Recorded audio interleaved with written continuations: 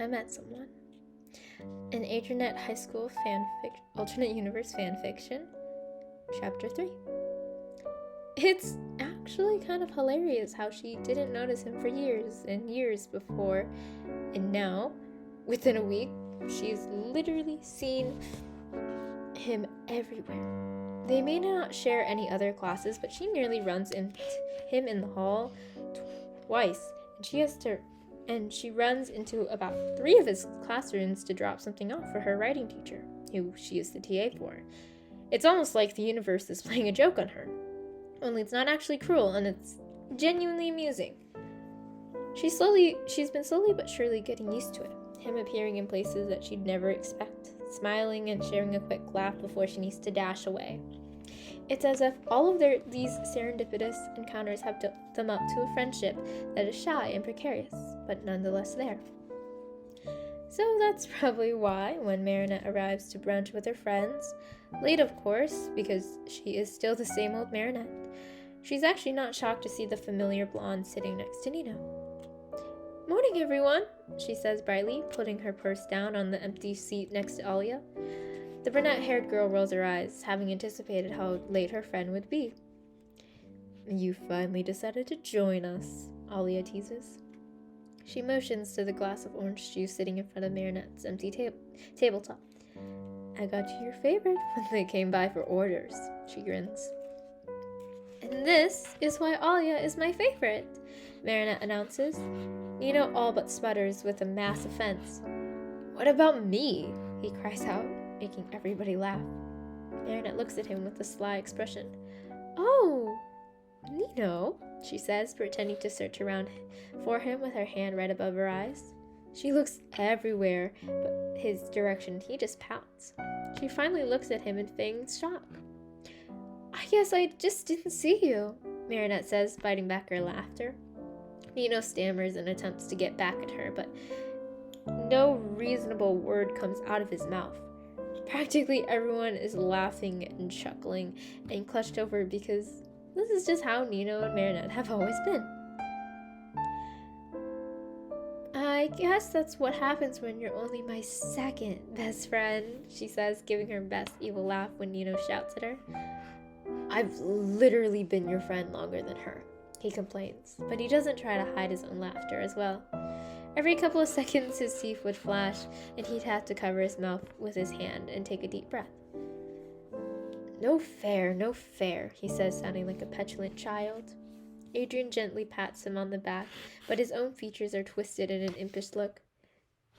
"Don't worry," Adrien says soothingly. "She'll remember you eventually." Nino glares at him harshly. "Thank you, Adrien," Marinette laughs. Nino slams his head down, grumbling about how underappreciated he is by his friends. In the meantime, Alia is flashing a smug smile to him and he sticks his tongue out at her. Rose is wiping tears away from her eyes from laughing so hard.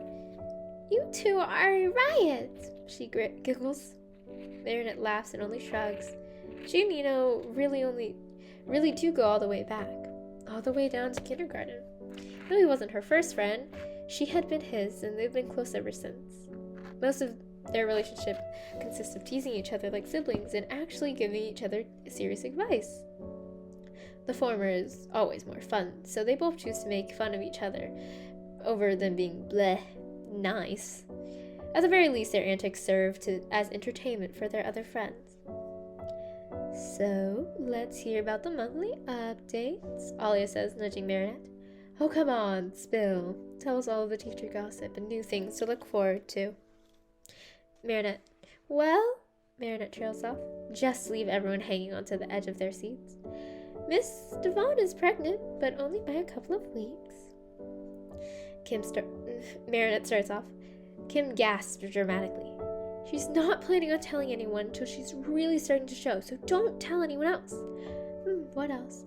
"Oh, Mr. McCartan wants to retire, but Mrs. McCartan won't let him, so he has to hold out for another 2 years. Everybody groans because that PE teacher is practically a dinosaur, and everyone, especially him, knows that he should not be teaching anymore. The man has no patience for teenagers and just looks like he wants to go home and sleep 24/7. It's bad news for everyone that he has to stay for 2 more years, meaning that they won't be rid of each other until they graduate. And Vice Principal Lansley likes the new science teacher, but due to HR reasons, they can't officially go anywhere together, but they're finding a way around it. Everyone is shrieking because teacher drama is genuinely the best. It's funny to think that teachers are normal adults who hate their coworkers or love them to death. Gosh, is this what your brunches are always like? Adrienne wonders about aloud. Everyone nods because, well, yes. It's really just gossiping with Marinette, who is the golden pot of drama. I should not have been skipping out. Man, I really missed out on our teachers dating. He jokes, and Nino laughs, shaking his head. You missed out on a lot of teacher dating, he explains. It takes all of 3 seconds for that to compute in Adrian's head before he shouts out and curses, You've got to be kidding me. Not at all. Let's catch you up. It's a mess of overlapping talking. And for once, Marinette isn't enjoying it. She's watching. More accurately, she's watching Adrian. He's talking a lot, and rather quickly. She's never thought of him as an energetic person, but by the way he's playfully shoving Kim and Nino, she has to rethink her image of him. He's not as loud as her. Marinette knows her voice is powerful and striking. And Adrian's tends to get buried, and since it's more of a common tone than hers. But she zeroes in on it anyways. It's just interesting how energetic he is while still being able to be passed under the table. Whenever she's jumping around, she's the center of attention. Right now, Adrian is nearly vibrating with sound and laughter, but it's not drowning out Rose and Alia doing a handshake in midair. Marinette hums. In interest. Adrian is odd. Truly. She's not usually the quiet observer in groups, but she can't help but note every little one of his motions, and like how he ducks his head down when he laughs, rather than throwing it back like Nino or Max. How he reaches out to sling his arm around Kim's shoulder for only a second before retreating it back into his personal bubble, and then throwing a fake punch to Nino. And how his eyes don't dart around to the louder or more interesting thing, but rather stays to the person he's conversing with. Even if someone behind him is also making hilarious comments.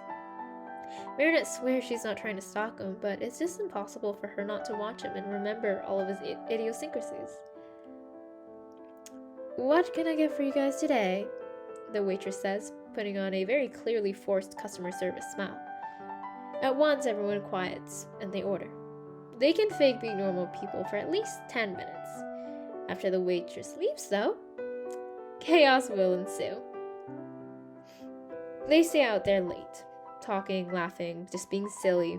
It's tons of fun. And Marinette wishes they had time to do this more often, even though she knows she would not have the energy every week to gather this crazy group. Wonderful idea, Marinette deadpans to Kim's planned dance proposal to Chloe. She definitely won't reject you the second you open your mouth. Adrian snorts. Yeah, believe every word of that, he adds on, earning a swat from Kim. Just saying, dude. Chloe's Chloe. She's not nice. Understatement of the year, Marinette mutters under her breath. She doesn't mean it to be malicious, and thankfully no one hurt her.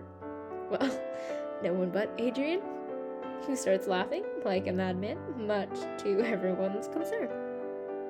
His eyes are sparkling when he looks at her, still laughing over something that he had only heard and only she knows. His green eyes are so bright in the sunlight. It's like he's piercing her mind and saying, You've been noticing what I've been doing? She feels her face heat up, and God, there must be a terrible blush on her cheeks. Oh no, Rose says, pulling Julika up with her. We gotta head out. This was so fun, you guys. Can't wait to see you all in the tent. And with that, those girls leave, reminding everyone else how much time has passed. Oh man, I'm gonna miss practice. Kim nearly jumps up and rushes off to the subway station. Yeah, thanks guys. See ya, he cries out before disappearing into the crowd of people. Slowly, the group dwindles down till it's just Adrian and Marinette. Suddenly, she's feeling a bit shy and looking away from him instead of starting a conversation like a normal person would. She looks around and digs in her purse, pretending to look for chapstick to fill the silent awkwardness. Do you have to take the subway too? His voice cuts her out of her nerves, and her head jerks up. She must have looked like a deer caught in the headlights for a second, because his lips quirked up in a grin. Oh, no, she says, laughing it off. I normally walk here. Adrian nods. Would you like a ride? He asks. Marinette smiles but shakes her head. That's so nice of you, but I'll be okay, she promises. But Adrian doesn't seem to let it go that easily. I insist, he says. I'll drive you home. It'll be faster than walking, and I'm sure you'd like to get back quickly. Without even giving her a second chance at refusing, the blonde stands up and motions for her to follow him. Too nervous to say no again and too awkward to just leave on her own, Marinette does. She's never been in a private car before. Not in Paris, at least. They're expensive here, and most people don't even have them because, the subway's way more convenient. So she nearly gapes at the sleek black car. Adrian smiles and holds the passenger side door open for her, and like a klutz, Marinette falls into the seat. Adrian doesn't tease her or bring attention to her reddened face, but he does look a bit amused, and Marinette just buries half of her face in her hands. Thanks for taking me home, she squeaks out from behind her hands. He looks at her, his glance is soft and kind and genuine. Yeah, anytime. I'll give you a ride if you ever need it.